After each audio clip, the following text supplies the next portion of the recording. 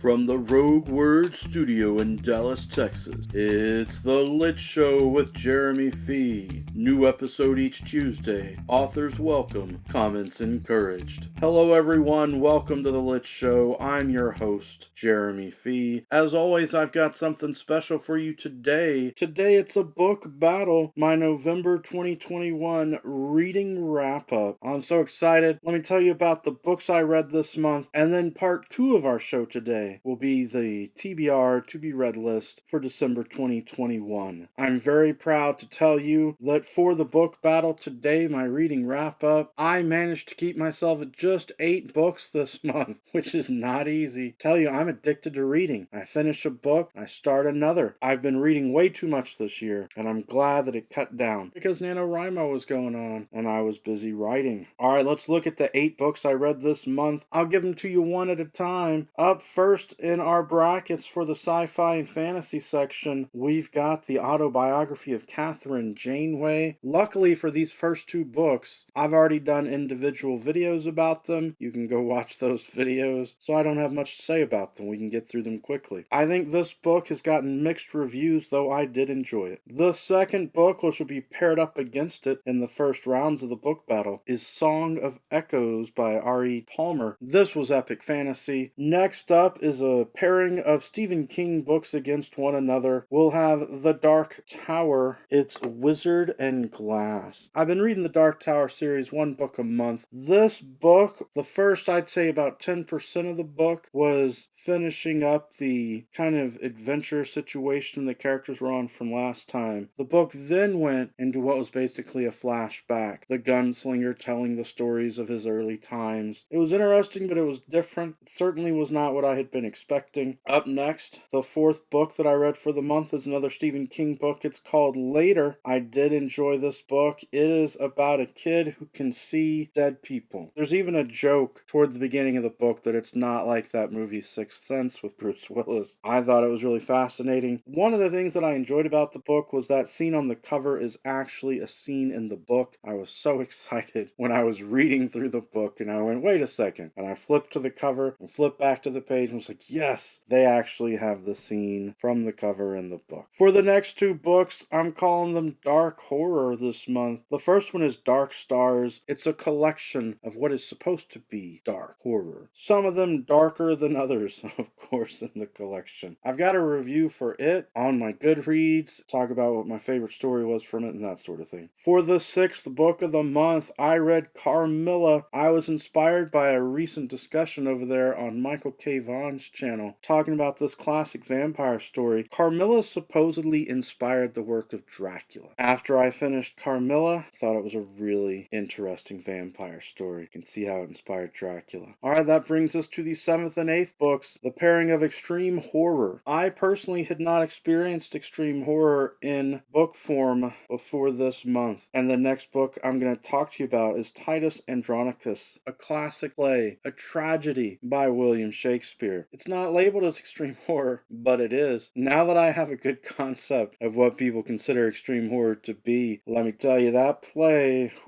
it's weird, it's out there, it's not what I was expecting. Alright, and moving on to the actually labeled extreme horror book that I read. It's No Anesthetic. It's a collection put together by Splatter Ink Publishing, which you may know as Spooky Noodles or Nicholas Gray. I was actually surprised that there was not a Nicholas Gray story in the collection. I was shocked by the extreme horror. I'll just say, I put in my review, I didn't expect so much of the extreme horror to be sex-based extreme horror. You know, I was expecting a lot of gore, body parts, disgusting things happening, but not as much of the, like, sexual assault, sexual violence. So those are our 8 books. Let's see how they fare against one another. Going back to that first pairing, sci-fi and fantasy, it's a fake autobiography of Katherine Janeway up against Song of Echoes, some epic fantasy. That was a lot of fun to read. Out of the 2 of these, the one that I enjoyed the most was the epic fantasy, so Song of Echoes will advance to the semifinals. I think even if you were just going to base this decision on the covers, the Song of Echoes would get the win. It was a delight to read. The next pairing is the 2 Stephen King books, the Dark Tower series up against Later by Stephen King. I know a lot of people say Wizard and Glass is one of their favorite books from the Dark Tower series because it explores earlier days from Roland's past, really the gunslinger giving us that story, something different that kind of breaks up the story some, but I don't think I enjoyed it as much as a lot of other people do. To me, it was just an okay read, whereas I thought Later was absolutely spectacular. Later's advancing to the semifinals. Stephen King actually accomplishes something with the narrator where he starts out as a younger boy and then he grows up through his teenage years. You get to know him more. But also, supposedly this is his first real book to write, and so Stephen King makes it to where the character's writing improves throughout the book, and that's pretty neat to see done and to have it done well. For our third pairing, we've got Dark Horror, the short story collection Dark Stars, up against Carmilla. I did enjoy several of the stories in Dark Stars, but I felt in some places that since it presents itself as this collection of dark horror, that a lot of the stories maybe just weren't dark enough. I'm not sure. Whereas Carmilla delivered exactly what I was expecting it to, though of course it had the advantage of me listening to an MKV video in which he talked about it, so I had a sense of what type of story it was and what would happen in it. Carmilla's getting the bump up to semifinals. Such a great story, vampire mystery with some suspense in there, even though I feel like as a reader, you've got a good sense of what's going on most of the time. And then for our fourth pairing, we've got Titus Andronicus up against No Anesthetic. I've read a lot of Shakespeare in my day, and I usually really like Shakespeare a whole lot. I feel like this book was even more bizarre than As You Like It. And As You Like It came across as a fun, adventurous kind of bizarre. Titus Andronicus, not so much. No Anesthetic, however, delivered exactly, I guess, what was promised in the sense of being a collection of extreme horror stories. It's getting the bump up to semifinals as well. That gives us our 4 books in semifinals, and now is a good time to reveal. If you follow me on Goodreads and you see the ratings that I give books, and you want to guess the book battle just based on the ratings, which might be how it happens sometimes, all 4 of these books that are in semifinals now, all of them received a 5-star rating from me. While you might have been able to predict that these 4 were going to get to semifinals, there's no telling what might happen now as I look at them and try and figure out what sort of criteria to use to advance them. Alright, the first set of semifinals, A Song of Echoes up against Later. It's Ari Palmer against Stephen King. For the previous 2 months, Stephen King has won my book battles. He won with the book Misery 2 months ago, and then last month he won with the book Different Seasons. I've been reading a lot of Stephen King, but I'm going to reveal right now that Stephen King does not have a chance of winning this month's battle. It's Song of Echoes that's advancing to finals. Ari Palmer did such an amazing job introducing the characters and playing up the setting and doing the proper world building for the war and the intrigue for what's going on in Song of Echoes. That book deserves to be in my finals round this month. And now let's take a look at that other set in semifinals. Carmilla, the vampire story that's older than Dracula, up against No Anesthetic. Some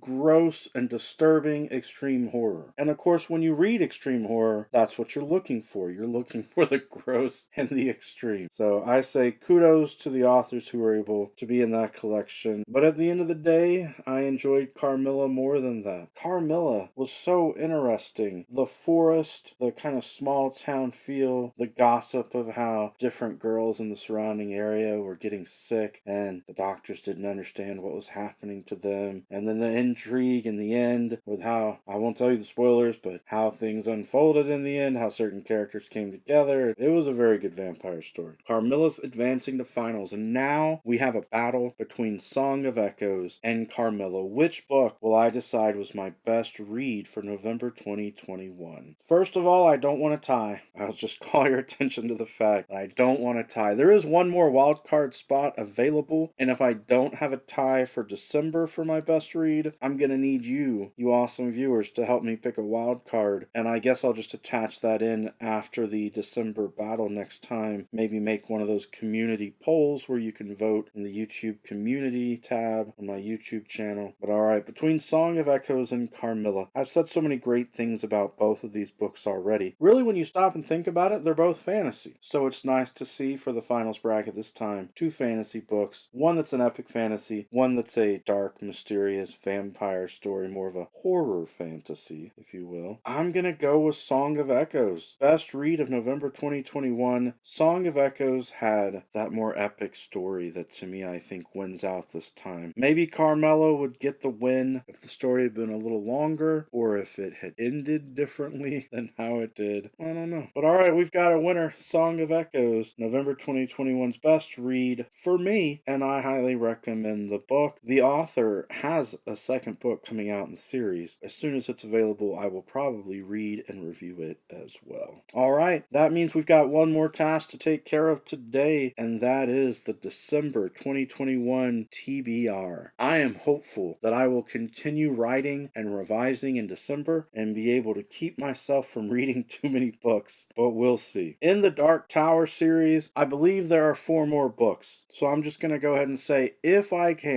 have the time, I would love to just finish out the Dark Tower before the end of the year. That would mean, though, that I would probably read them back to back. I would have to not get tired of the Dark Tower and not get tired of Stephen King's writing. 4 of my books for December are going to be the Dark Tower. And because I liked the book Later so much, and it's from the Hard Case Crime series, I know that Stephen King has 2 more books from Hard Case Crime, and I'd like to read them. The Colorado Kid and Joyland. I've got the illustrated editions of both books. I'm going to go ahead and start reading Colorado Kid now, and hopefully I'll get the 2 of them read during December as well. That'll give me what's not technically a series, but another set of books by Stephen King that I can talk about, make a video about. And I guess I'll just round it out with 8 books. So the other 2 books for my TBR for December 2021. One of them is the book Served Cold. I'm anticipating it's going to be an awesome horror tube anthology. I've seen videos about it from Regina St. Clair and Steve Donahue. I know that Cam Wolfe is in the collection, as well as a lot of other booktubers, author tubers, YouTubers. So I'm really looking forward to reading that. I'm waiting for the physical copy to become available, and then I'm going to buy it. And there's one more book that I definitely want to read in December, and that is Roxy by Neil Shusterman. I love Neil Shusterman's books. This one I know is controversial, but that's it. That's my TBR. Please leave your comments down below. As always, you guys are awesome. That's it for my video today. Every Tuesday is a good Tuesday for a book talk. Peace.